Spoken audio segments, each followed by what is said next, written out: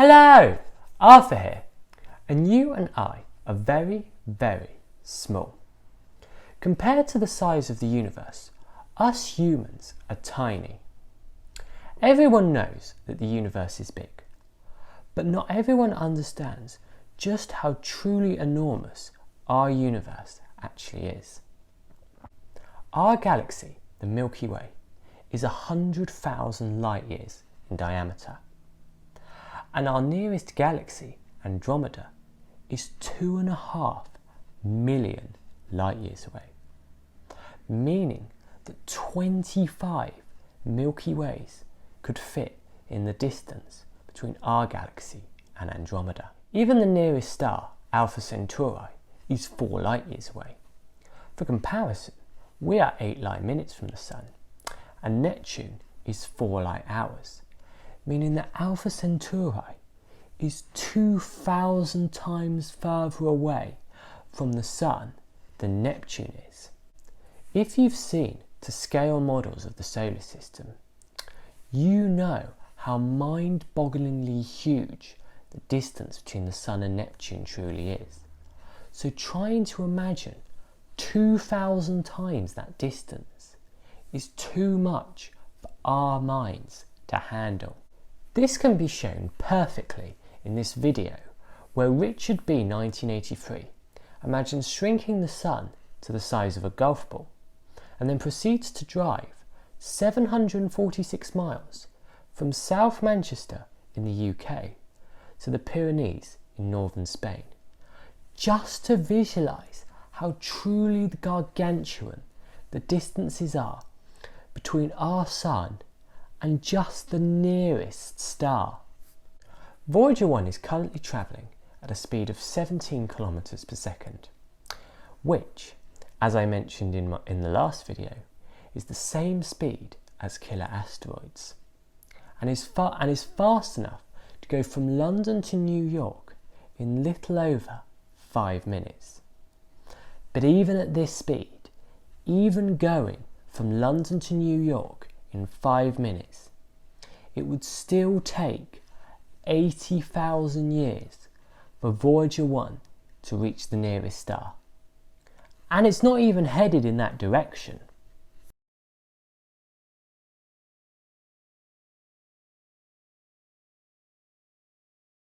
If we're going to be able to traverse such vast distances, we're going to need faster technology that will allow us to reach nearby or even distant stars within a single human lifespan, such as Project Starshot, set up in 2016 by Stephen Hawking, Mark Zuckerberg and Yuri Milner. Project Starshot plans to send thousands of tiny stamp-sized starships to photograph Alpha Centauri, and will work by deploying a solar sail several meters in diameter and using lasers placed on Earth to shine upwards towards these sails, accelerating the stamp-sized starships up to 20% the speed of light, reaching Alpha Centauri in little over 20 years.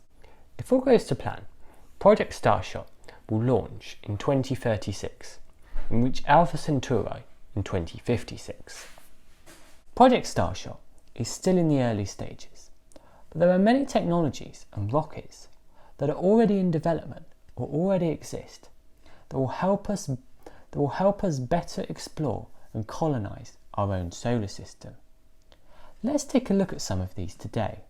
Reusable rockets such as the Falcon 9 and Falcon Heavy will massively revolutionize space travel by reducing the cost of space travel, and could even be used to travel between destinations here on Earth. Starship could also be used in this way, as well as reducing the cost of space travel to only $2 million. This month, or possibly later, the Super Heavy booster, which is around the height of a Falcon Heavy itself, will take Starship into orbit around the Earth and will fly from Starbase in Boca Chica, South Texas, to a place in the ocean just off of Hawaii, going the long way round. One of these boosters will be able to carry many starships. A rocket technology that's likely just around the corner is nuclear rockets, for which the first flight could take place as early as 2024. Advantages of nuclear rockets include them being twice as efficient as chemical rockets, being able to produce twice the thrust for the same amount of propellant, and thereby travel further and faster on less fuel, reducing travel time as well as giving them greater payload carriage. Bill Heinrich has said that perfecting nuclear rockets will be an important step in travelling to Mars. Heinrich says, if you want to go to Mars and leave people on Mars, you can do that with chemical rockets. It'll be a difficult journey, but possible. But if you want to bring people back to Earth, you're almost forced to use nuclear rockets.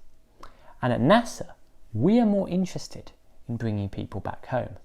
NASA's SLS, or Space Launch System, will carry out its first flight in November of this year and will likely be used in NASA's 2024 manned moon mission and for potential Mars missions down the line. If successful, SLS will be the most powerful launch system created since the 1960s. The rocket is split into stages on top of each other and will include technology taken from the space shuttle and will help get the Orion capsule to speed sufficient to break free from low Earth orbit and travel to the moon. A rocket system of the far future is antimatter rockets. Matter-antimatter collisions are one of the most efficient ways of producing energy, converting 100% of the mass's potential energy into energy that can be used. And as we know from Einstein's famous equation, a small amount of mass can produce an enormous amount of energy. If 1 kilogram of matter collided with 1 kilogram of antimatter, 180 quadrillion joules would be produced. A rocket powered by antimatter could reach speeds up to 70% the speed of light and could reach the nearest star in little under 6 years. The biggest problem is that creating antimatter is incredibly difficult and expensive. Just 1 gram of antimatter costs $63 trillion, and it's even harder to store.